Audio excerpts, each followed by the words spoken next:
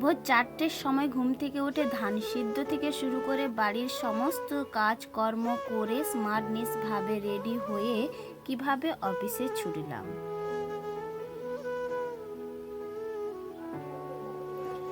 তো এত ভোর ভোর ঘুম থেকে উঠে পড়েছি, তো এখন বাজে ঘড়ির কাঁটা পুরো 4টে। তবে কি জানো তো, ওই যে 3:30 থেকে ঘুম থেকে উঠে পড়েছিলাম, তবে মন ছটফট করছিল আমার থেকেও কিন্তু তোমাদের দাদাভাইয়ের অনেক বেশি। তো যাই হোক, ভোর 4টের সময় ঘুম থেকে উঠে ধান সিদ্ধ থেকে শুরু করে বাড়ির সমস্ত কাজ সেরে তো তারপরে ছুটলাম কিন্তু স্মার্টভাবে সুন্দরভাবে রেডি হয়েও অফিসের কাজে। তবে কি জানো তো, এই যে ভোর 4টের সময় ঘুম থেকে উঠেছিলাম, এর পেছনে কিন্তু তোমাদের দাদা ভাইয়ের অবদান ভীষণ। আর ওইদিকে দেখো, ভোর 4টের সময় উঠে ধান সিদ্ধ করতে করতে এখন বেজে গেল প্রায় 6:30। আর ওই 6:30 সময় পর্যন্ত আমার 2 হেল হাঁড়ি ধান সিদ্ধ হয়েছিল। মানে এই যে বলতে পারো মুড়ির ধান, তো তবে একে অনেকটা কিন্তু সময় হাতে নিয়েও কিন্তু কাজ করতে হয়। ওইদিকে আবার তোমাদের দাদাভাই ফিলিপসের বডি দেখে আবার কেউ হাসাহাসি কিন্তু করো না। তো যাই হোক, শুভ সকাল আমার সকল প্রিয় পরিবার এবং প্রিয় বন্ধুরা। পূর্ব মেদিনীপুর জেলার ছোট্ট একটি গ্রাম থেকে আমি মানসী। বন্ধুরা, তোমরা যে যেখান থেকে আমার ভিডিওটা দেখছো, আশা করি খুব ভালো আছো। তোমাদের ভালোবাসায় কিন্তু আমি ভীষণ ভালো আছি। ফিরে এসেছি নতুন একটা দিনে নতুন একটা ভিডিও নিয়ে, আর এখন থেকেই তোমাদেরকে সাথে নিয়েই কিন্তু আমার ভিডিওটা শুরু করলাম। ওইদিকে জানো তো, এতটাই পরিমাণে ধান ছিল, মানে যা ছিল সবটাই ফেলে দেওয়া হয়েছিল, তো যার কারণে অনেকটা সময় লেগেও গিয়েছিল। তবে ভোরবেলা মানে থেকে মেঘলা মেঘলা ছিল। ওই যে আগের দিনে রাতেও কিন্তু ভীষণ বৃষ্টি এবং কিন্তু ঝড়ো হাওয়াও বইছিল। তো যাই হোক, ভেবেছিলাম যে সকালবেলাটা আমাকে হয়তো ধান সিদ্ধটা করতে দেবে না। তো বেশ ভীষণ ভালোভাবেই ধান সিদ্ধটা করেও নিয়েছিলাম। ওইদিকে আবার ভাবছো যে দিদিভাই জ্বালানি দিচ্ছে, তবে এই জ্বালানিগুলো জানো তো, ওই যে পালা, মানে ছোট ছোট ফুলকি পালা, তবে এসব জ্বালানি কিন্তু তোমাদের দাদাভাই যোগান দিয়েছিল। আর আমি তো কোথাও মানে পাতা ঝাঁটাতে পারি না, মানে যেতেও পারি না। তো এই কারণে কিন্তু তোমাদের দাদাভাই আমাদের মানে বাজারে যেহেতু আমাদের অনেক জায়গা আছে, ওখানে গাছ পাতালি আছে। তো যাই হোক, ওই দিকে না মানে খাল কাটা হয়েছিল বলে না, গাছগুলো পরিষ্কার করে নিয়েছিল। তো ও থেকে কিছু জ্বালানি পেয়েছিল, তো এই জ্বালানিগুলো কিন্তু নিয়ে চলে এসেছিল একটু কিন্তু কষ্ট করে। তো ওই জ্বালানিই কিন্তু দিয়ে দিলাম। তো ওইদিকে ধান সেদ্ধটা হয়ে যাওয়ার পরে আমি হাঁড়িগুলো কিন্তু আমার রান্নাঘরের পেছন সাইডে রেখে দিলাম, কারণ আবার তো কালকে ভোরবেলা আবার সেদ্ধ করতে হয়, 2বার করে সেদ্ধ করতে হয় মুড়ির ধান, যেহেতু মানে 2 দিন জলে পড়েছিল, তার সঙ্গে সঙ্গে আবার আজকে সেদ্ধ হলো, আবার কালকেও কিন্তু সেদ্ধ করার পরেই মানে ওই যে রোদ্রে শুকাতে দিতে হয়। তো এইদিকে ধান সেদ্ধ হয়ে যাওয়ার পরে না আমি ওই যে উনান গোড়া টোড়া সব ঝাঁটিয়ে দিলাম। তো দেখো, রাস্তাটাও কিন্তু ভীষণ পরিমাণে পাতা পড়ে আছে। আর বাড়ির কাজগুলো কিন্তু আমার বড় যা সব সেরে নিয়েছিল। আমি তবে ধান সেদ্ধ করতে করতে একবার কিন্তু উঠে ছড়াটাও ফেলে দিয়েছিলাম। তো তারপরে আমার বড় যা উঠে কিন্তু সমস্ত কাজ সেরে নিয়েছিল, ঘর দুয়ারগুলো ঝাঁটো দিয়ে দিয়েছিল। তো যাই হোক, এখন তো বেলা হয়ে গিয়েছে, আমার জন্য তার কেউ অপেক্ষা করতে পারবে না। তো যে যার কাজে সে তার যাবে। তো এইদিকে আমি ভাবলাম যে রাস্তাটা যেহেতু পাতা পড়ে আছে, তো রাস্তাটাই একবার ঝাঁটিয়ে দিই। আজকের ভিডিওটা বন্ধুরা তোমাদের কেমন লাগলো একটু কমেন্ট করে জানিও। কিন্তু ভিডিওটা যদি বেশি করে ভালো লেগে থাকে, তাহলে বেশি বেশি শেয়ার করে একটু বেশি বেশি কমেন্ট করে দিও। তাহলে চলো, ওইদিকে তোমাদের দাদাভাইকে একটু শরবত করে দিচ্ছি, মানে শরবত করে দিচ্ছি না, আগের দিন একটু শিলাজুত ভিজিয়ে রেখেছিলাম, তো ওটাকে কী করলাম, একটু বাতাসা দিয়ে গুলে নিলাম। আর সকাল হয়ে গেছে, অনেকটাই বেলা হয়ে গেছে, কিছুই জল পড়েনি। তো তোমাদের দাদাভাইকে কিন্তু শরবত দিয়ে আমি কিন্তু শরবত খেয়ে তো তারপরে চলে এসেছি কিছু জামা কাপড় নিয়ে। তবে জামা কাপড়গুলো জানো তো, জামাগুলো আমি একদিন করে পরেছিলাম, না ধুলেও চলতো। ওই যে ধান যেহেতু বের করেছিল দুয়ার থেকে, ওখান থেকে কিন্তু গুঁড়ো উড়ে উড়ে পড়েছিল। তো ভাবলাম চান করতে যাবোই যখন, তো ওগুলোকে একটু ধুয়ে মিলে দিই। তো এখন কিন্তু রৌদ্রের আবহাওয়া কিন্তু ভীষণ কড়া, মানে সঙ্গে সঙ্গে আধ ঘন্টার মধ্যেই কিন্তু শুকিয়ে যাবে। সুতির জিনিস, কোনো অসুবিধে নেই। তো চান করতে যাওয়ার সময় ভাবলাম যে জামা কাপড়গুলো ধুয়ে মিলে দিই। তবে গোবিন্দর প্রিয় ফুল হচ্ছে সাদা।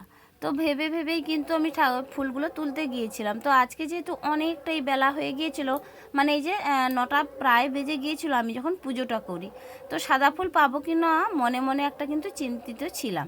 তো তবে গোবিন্দ যেহেতু নিজের ফুল নিজে নেবে, তো যার কারণে এই দেখো কয়েকটা সাদা ফুল কিন্তু মানে গাছে ছিল, তবে আমার কেউ দেখতে পাচ্ছিল না বোধহয় মনে হচ্ছে। তবে যাই হোক কী কারণে আমি কিন্তু ফুলগুলো পেয়েছিলাম, তার সঙ্গে সঙ্গে কিছু ফুল নিয়েও কিন্তু পুজোটা করে নিচ্ছি। তবে গোবিন্দ হয়তো আমার মনের কথাটা শুনেই কিন্তু ফুলগুলো হয়তো রেখেছিল। তো যাই হোক ওইদিকে পুজোটা সেরে তারপরে কিন্তু চলে এলাম সবজিটা কী এনেছে দেখার জন্য। পুজো করছিলাম ওইদিকে, তার মধ্যেই কিন্তু তোমাদের দাদাভাই সবজিগুলো নিয়ে চলে এসেছিলো, এসে কিন্তু নিজেই কিন্তু জায়গার মধ্যে কিন্তু ভরে দিয়েছিল। তবে আজকে কিন্তু আমাকে অনেকটাই কাজ থেকে হেল্প করেছে, মানে এই সবজিগুলোও কিন্তু আমাকে গোছাতে হয়নি। আর প্রায় দিন তোমাদের দাদাভাই কিন্তু এই কাজটাও খুব ভীষণ করে থাকে, তো কোনো অসুবিধে নেই, আজকেও কিন্তু করে দিয়েছিল।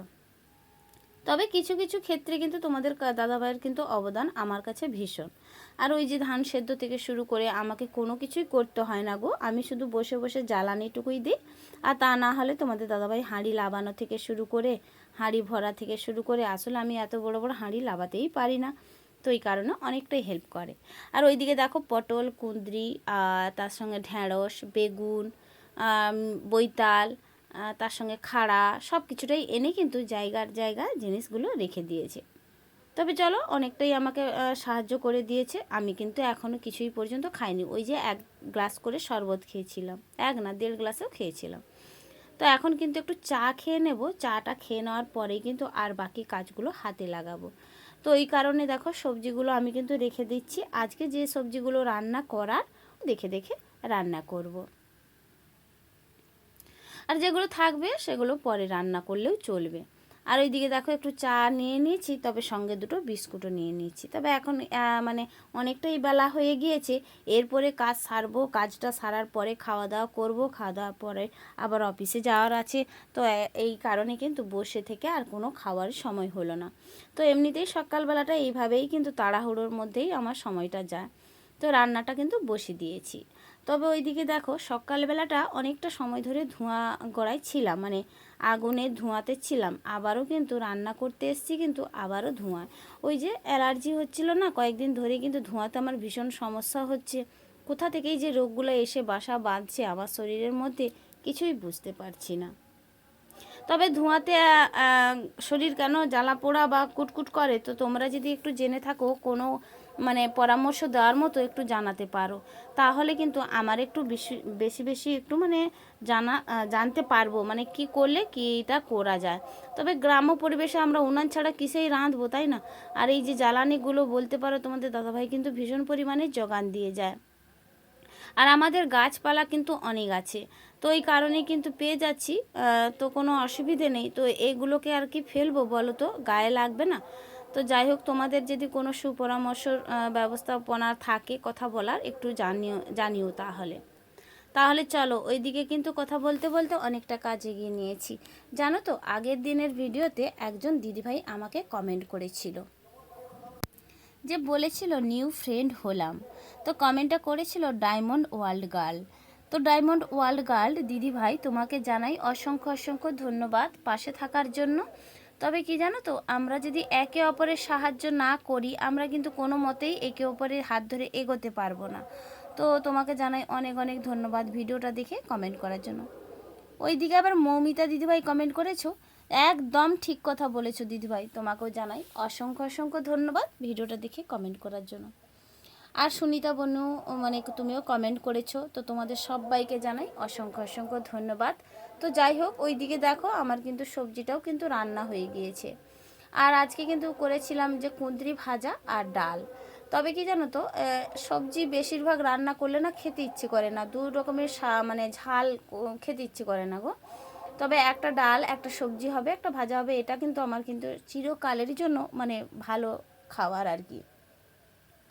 তো হিজিবিজি 2 রকমের ঝাল সবজি দিয়ে আমার একদম খেতে ভালো লাগে না। তো যাই হোক ওইদিকে রান্নাটা করছিলাম, জানো তো এই বেড়ালটা আমাদের বাড়িতে কিন্তু আজ কয়েক মাস ধরেই কিন্তু আছে, মানে বলতে পারো আমাদের পুরো পাড়ার জুড়েই কিন্তু ভীষণ মানে মজাদায়ক করে দেখায়। আর আগের ভিডিওতে কিন্তু অবশ্য তোমরা দেখেছিলে এই বিড়ালটা। তো যাই হোক বিড়ালটা না অবস্থা ভীষণ খারাপ, কি জানি মানে কোথা থেকে মনে হচ্ছে বিষ খেয়েছে না কি কেউ বুঝতে পারছি না। তবে কাল থেকে না বমি করছে আর এখানে ওখানে কিন্তু নেতে পড়ে যাচ্ছে। তবে ওইদিকে আমার দুইজন কাকিমা জানো তো বিড়ালটাকে কিন্তু বাঁচানোর জন্য ভীষণ আগ্রহ। ওইদিকে একটু মানে আমুল দুধ গুলিয়ে গরম জল করে খাওয়াচ্ছে, তার সঙ্গে সঙ্গে কিন্তু চানও করিয়ে দিয়েছিল। তবে সঙ্গে জানো তো একটু গ্যাসের ওষুধও খাইয়েছিল, ওই যে হোমিওপ্যাথিও লিকুইড ওষুধ একটু খাইয়েছিল। তো দেখো কত চেষ্টা করেই কিন্তু বিড়ালটাকে খাওয়ানোর চেষ্টা করছে গো, একেবারেই কিন্তু মুখ তুলে উঠতে পারছে না। আর দেখেও কিন্তু ভীষণ মায়া লাগছে। আর আমাদের প্রত্যেকের পেছনে পেছনে কিন্তু ঘোরাফেরা করতো, আর আমরা কিন্তু এক এক সময় রেগেও যেতাম, আবার ওকে নিয়েও কিন্তু অনেকটা সময় কেটেও যেত। তো জানো তো এখন ওর এই অবস্থা দেখে গোটা পাড়ার মানুষ কিন্তু ভীষণ মানে ও দয়ালু হয়ে উঠেছে। ওইদিকে পা কি হয় দেখা যাক আজকের দিনটা। তবে জানো তো দুধটা যেহেতু দু গুঁদুল খাইয়েছিল, তো তারপরে কিন্তু আবার বমি করে তুলে দিয়েছিল। তবে বমি করার পরে আবারও ওকে কিন্তু চান করিয়েছিল। আর এই যে দেখো দল ঢালছে, একদিকে একজন যা আমার যা আর দুজন কাকিমা মিলে কিন্তু মানে ওকে ভালোই ট্রিটমেন্ট করছে। তো জানি না ওর পরে কি অবস্থা আছে, তবে সানজল গোবিন্দ সানজল নিয়ে এসেও কিন্তু ওকে খাইয়েছিল। তো যাই হোক, ওর যদি সুকৃতি ভালো থাকে সানজল খেয়ে ভালো থাকবে, আর যদি সুকৃতিও আরও ভালো থাকে তাহলে সানজল খেয়ে মারা যাবে, পরজন্ম কিন্তু ও অনেকটা কোনো ভালো জায়গায় যাবে। তো যাই হোক, পশু পাখিরা কিন্তু এই যে গোবিন্দ সানজল খেয়ে মরতে পারবে এটুকুনি কিন্তু সবার ভাগ্যে হয় না। এর হয়তো ভালো সুকৃতি ছিল, তো এ আমাদের গোসাই ঘরে এসে কিন্তু রয়েও গিয়েছে, তবে সানজলটাও কিন্তু শরীরে পেয়েছিল। তো এইদিকে কিন্তু সবাই মিলে আর মায়া লাগছে। সত্যি একটা পশু পাখি যদি মারা যায় বাড়ির মধ্যে থাকতে থাকতে, বলো তো মায়া লাগবে না? তো এইদিকে আমার রান্নাটা কি হচ্ছে আর কিন্তু ও পাশে যে মানে ভুলেই গেলাম।